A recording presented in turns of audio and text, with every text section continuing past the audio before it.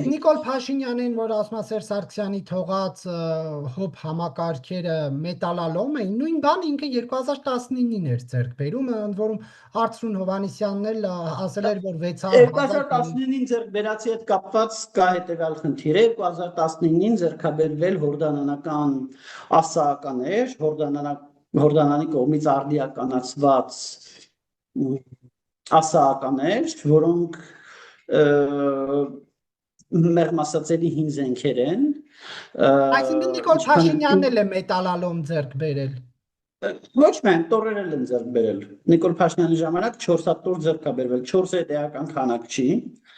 4-ը էական քանակ չի, բայց տորը համեմատաբար համեմատաբար չի, բավական ժամանակակից զենք է,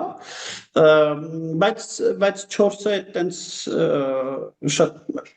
էական քանակ չի։ Չվերաբերում ասաականներին, ասաականները ցույց տվեցին, որ ինչ որ լոկալ բախումների դեպքում փոքր ծավալի ավիացիայի կիրառման դեպքում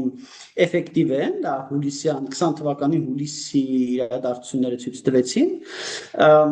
բայց հետո պատերազմը ցույց տվեց, որ իրանք խնդիր ունեն, իրանք մի թիրախ են կարողանում, եթե հիմա ճիշտ եմ էլի հիշում, իրանք մի թիրախ են կարողանում ուղեկցեն եւ մի թիրախի վրա են կարողանում կրակվարեն, Ադրբեջանը ուղղակի կուկուրուզնիկներ օգտագործեց, կուկուրուզնիկը դա բանն է, էլի աներկու ինքնաթիռն է, որի վրա